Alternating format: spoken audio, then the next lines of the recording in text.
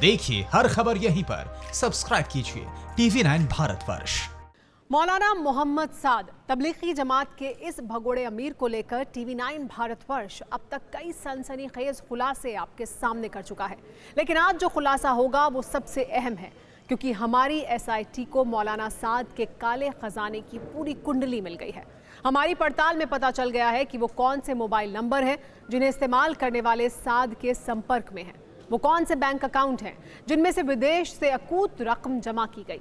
मौलाना साद के गुनाह का डोजियर अब आप आज देखेंगे तो दंग हुए बिना नहीं रह पाएंगे।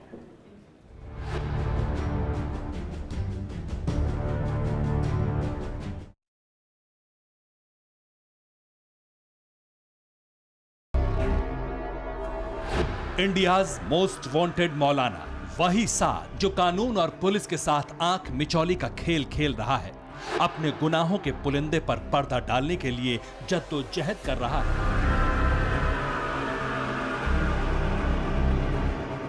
लेकिन TV9 भारतवर्ष इस मौलाना के हर राज को बेपर्दा करने के मिशन पर है।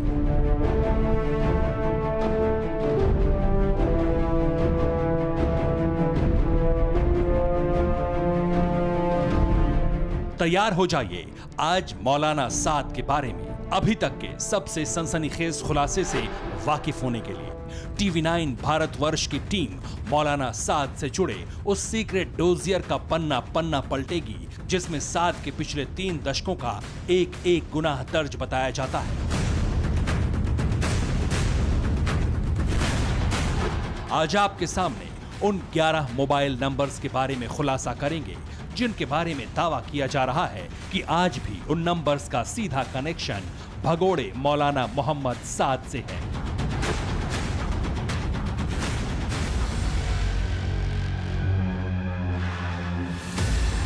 ये बात पूरी दुनिया जानती है कि मौलाना के पास अकूत दौलत है, लेकिन TV9 भारतवर्ष के अंडर कवर एजेंट्स आज वो जानकारियां निकालेंगे, बताएंगे कि वो 13 बैंक अकाउंट कौन से हैं जिसमें दुनिया के अलग अलग मुल्कों से करोड़ों की दौलत क्रेडिट हुई।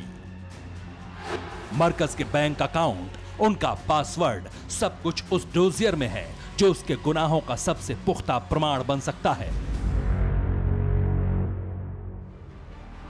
यकीन मानिए आज मौलाना साद के उन छिपे हुए शागिर्दों के नाम भी खुलेंगे जो उसकी काली कमाई का कच्चा चिट्ठा तैयार करते हैं, मौलाना की पाई पाई का हिसाब रखते हैं।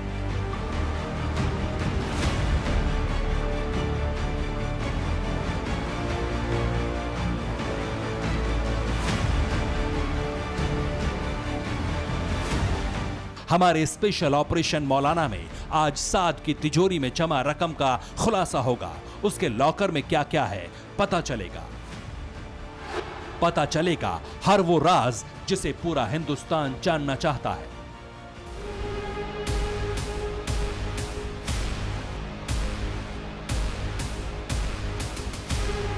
TV9 भारतवर्ष की ये स्पेशल रिपोर्ट देखने के बाद आपको यकीन हो जाएगा कि साद के बारे में हमारी पड़ताल कितनी सटीक, कितनी पुख्ता है। आपको पता चल जाएगा कि मजहब की आड़ में ये भगोड़ा मौलाना कैसे चंदे के नाम पर कानून को ताक पर रखकर बहुत बड़ा खेल कर रहा था, लेकिन अब सब कुछ शीशे की तरह साफ होने वाला है।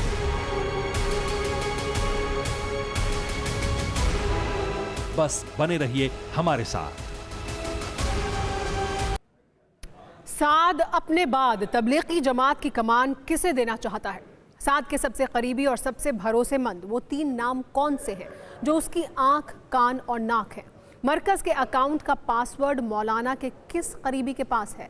ये सब कुछ साद के डोजियर में दर्ज है और इस वक्त मौलाना साद की फरारी का पूरा खेल 11 मोबाइल नंबर के इर्द गिर्द चल रहा है। कौन है ये 11 लोग जो साद को बचा रहे हैं और साद के किस करीबी ने ईडी के सामने साद को एक्सपोज कर दिया? जानने के लिए देखिए ये रिपोर्ट। अपनी ये हनक भूल गया है भगोड़ा मौलाना मोहम्मद साद।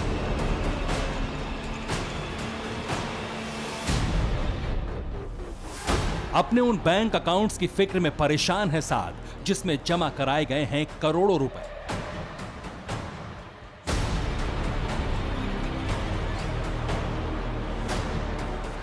मौलाना उन मोबाइल नंबर्स के बारे में सोचकर सहम रहा है जिसका सिरा उससे जुड़ता है। ऐसे एक नहीं कई सनसनीखेज सच हैं जो मौलाना को परेशान कर रहे हैं और आज उन्हीं का खुलासा होगा टीवी 9 भारतवर्ष पर।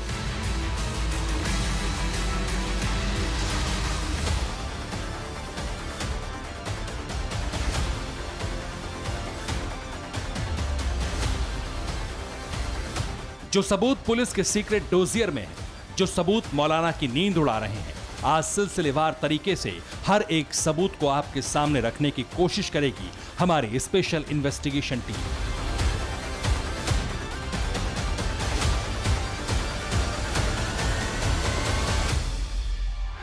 तो चलिए देश के सबसे रहस्यमय मौलानाओं की जमात में शुमार हो चुके साद का हर सच परत दर परत उधेड़ते हैं। खून खराबे और अपने गुंडों के दम पर जमात की अमीरी हासिल करने वाला मौलाना साद किसी पर भी रत्ती भर भरोसा नहीं करता। खुलासा हुआ है कि उसके आसपास सिर्फ चंद लोग रहते थे। पुलिस के डोजियर में लिखी बातों पर गौर करें तो मालूम चलता है कि मौलाना अपना उत्तराधिकारी अपने परिवार से ही तैयार करने की मुहिम में जुट चुका था। डोजियर के मुताबिक मौलाना ने अपने सबसे करीबी लोगों का नाम एक फिक्स ऑर्डर में लिखा था। साद की लिस्ट में सबसे टॉप पर जो 3 नाम हैं वो उसके बेटों के हैं। पहला नाम है मोहम्मद यूसुफ, बड़ा बेटा। दूसरा नाम है मोहम्मद सईद, साद का मछला बेटा। और तीसरा नाम है मोहम्मद इलियास का, जो साद का तीसरा बेटा है। अब जरा साद की बदमाश कंपनी में इन तीनों का रोल भी समझ लीजिए। तबलीगी जमात के बैंक खातों की जिम्मेदारी मौलाना साद के बड़े बेटे यूसुफ और छोटे बेटे इलियास के पास है। इन दोनों के अलावा साद का एक भांजा भी है ओवैस, वो भी जमात की फंडिंग पर नजर रखता है।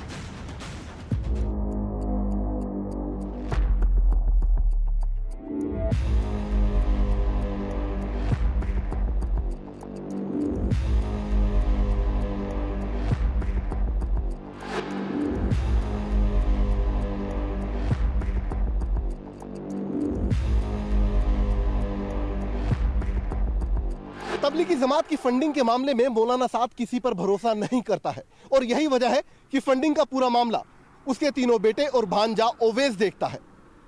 यही वो चारों लोग हैं जो मौलाना साद की तबलीगी जमात की जो फंडिंग है उस पर अपनी पैनी निगाह रखते हैं और उसके बारे में मौलाना साद को पल पल की जानकारी भी देते रहते हैं।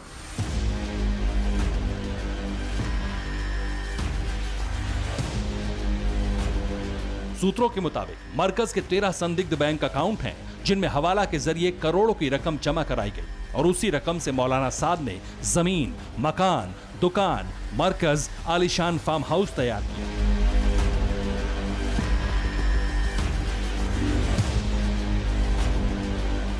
और वही सबूत तलाशने के लिए क्राइम ब्रांच की टीम उत्तर प्रदेश के शामली में साद के फार्म हाउस पर छापा मारने गई थी।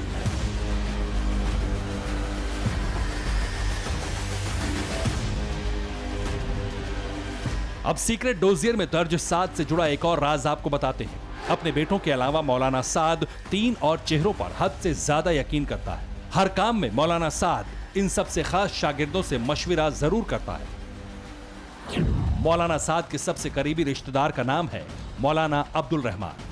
रहमान दिल्ली के जाकिर नगर में अबू बकर मस्जिद के पास रहता है। दिल्ली पुलिस को शक है कि 28 मार्च से लापता मौलाना साद रहमान के यहाँ छिपा हो सकता है। मौलाना का दूसरा सबसे करीबी है एक सीए जिसका नाम है हाजी मोहम्मद यूनुस। यूनुस मरकज का केयरटेकर है, सिक्योरिटी ट्रांसपोर्टेशन का हेड है और ये मौलाना के पीछे कौन कौन मरकज में आता है इसका पूरा हिसाब किताब रखता है। मरकज के अंदर हर कर्मचारी की पूरी जानकारी यूनुस के पास है। साद का तीसरा करीबी है मौलाना मुफ्ती शहजाद, ये अभी क्वारंटीन में है। मरकज कांड में मौलाना के साथ इसके खिलाफ भी FIR दर्ज है।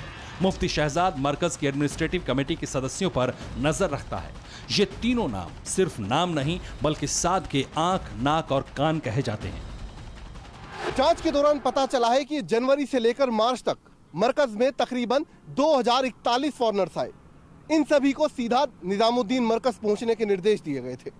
इन सभी ने मरकज पहुंचकर मरकज के बैंक अकाउंट में मोटी रकम जमा की। बाद में जब बैंक मैनेजर ने इस पर सवाल खड़े किए तो इस मोटी रकम को टुकड़ों टुकड़ों में 11 दूसरे बैंक अकाउंटों में ट्रांसफर कर दिया गया। ये वो 11 बैंक अकाउंट हैं जो कि अब जांच एजेंसियों के स्कैनर पर आ चुके हैं, यानी कि उनके टारगेट पर आ चुके हैं।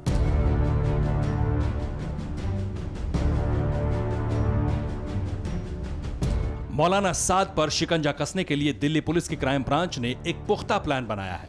क्राइम ब्रांच के रडार पर 11 मोबाइल नंबर भी हैं। ये वही मोबाइल नंबर हैं जो साद के रिश्तेदारों के बताए जाते हैं, जिन पर पुलिस को शक है।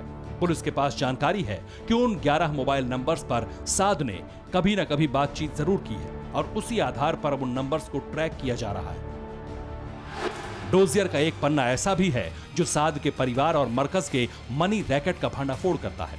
क्राइम ब्रांच को गैंग्स ऑफ मौलाना के ऐसे 13 संदिग्ध बैंक अकाउंट के बारे में बड़ी जानकारी मिली है जो विदेश से आने वाले चंदा पर बड़ा खुलासा कर सकते हैं।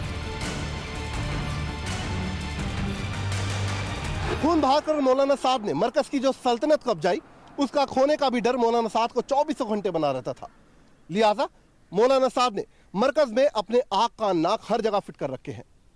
मोहम्मद यूनुस ये वो नाम है जो कि मौलाना साद का सबसे खास माना जाता है। मौलाना साद की गैर मौजूदगी में मरकज के अंदर कौन आया, कौन वहां से गया, किसने किससे क्या बात करी, ये सारी जानकारी वो मौलाना साद को देता था। इसके अलावा मुफ्ती शहजाद ये वो शख्स है जो प्रबंधन कमेटी है मरकज की, उस पर अपनी पैनी निगाह रखता है ताकि कोई भी प्रबंधन कमेटी का सदस्य मौलाना साद के साथ दगाबाजी ना कर सके। मरकज के अंदर अपने गुंडों के जरिए मौलाना साद एक साम्राज्य चला रहा था। ईडी यानी इन्फोर्समेंट डायरेक्टरेट ने जब साद के कुछ और करीबियों से पूछताछ की तो और भी कई चौंकाने वाले राज खुले। ईडी ने 21 अप्रैल को साद के 2 करीबियों से पूछताछ की और अगले दिन यानी 22 अप्रैल को साद के 3 और करीबियों से पूछा कि मरकज में इतना पैसा कहां से आता है, कौन फंडिंग करता है। पूछताछ में खुलासा हुआ मरकज को सबसे ज्यादा फंड इंडोनेशिया और मिडिल ईस्ट से आता है और ये सब साद के हवाला रैकेट के जरिए होता है। निजामुद्दीन के एक बैंक में मरकज के अकाउंट में बड़ी रकम जमा की गई थी और उसके बाद इसे 11 अलग खातों में ट्रांसफर किया गया था। ये सभी 11 लोग साद के करीबी रिश्तेदार हैं। ये भी खुलासा हुआ है कि मरकज में आए 849 विदेशियों ने भी जमात के नाम पर बड़ी रकम जुटाई थी। ईडी ने मौलाना साद के अब तक 5 करीबियों से पूछताछ की है। 2 करीबियों को 21 अप्रैल को बुलाया गया, बाकी 3 को 23 अप्रैल को बुलाया गया और उन 5 से घंटों तक पूछताछ की गई और मकसद था यह पता करना कि मरकज की जो फंडिंग है उसका ट्रांजैक्शन रूट क्या है। मौलाना के काले खजाने के अलावा डोजियर में उसके 24 घंटों का टाइम टेबल भी मिला है। वो कब क्या करता था, कहां जाता था, किससे मिलता था, अब आपको वो भी बताते हैं। पता चला है कि मौलाना साद सुबह 8 बजे हर हालत में निजामुद्दीन मरकज पहुंच जाता था और वहां वो दोपहर 2 से 2:30 तक रुकता था। उसके बाद मौलाना 2 घंटे के लिए अपने घर वापस जाता, फिर 2 घंटे बाद यानी शाम 4 बजे वापस मरकज पहुंच जाता और फिर रात 10 बजे तक वहीं रुकता था। मौलाना साद का डोजियर तो कोरोना क्राइम मास्टर के गुनाहों की एक छोटी सी लिस्ट है। जब साद शिकंजे में आएगा तो दिल्ली पुलिस पूछताछ करेगी, ईडी पूछेगी, तब जो राज सामने आएंगे वो यकीनन और भी तंग करने वाले होंगे।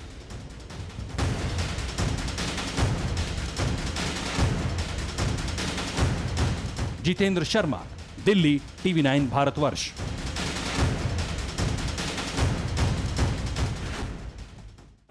परवाह देश की, सोमवार से शुक्रवार रात 10 बजे TV9 भारतवर्ष पर।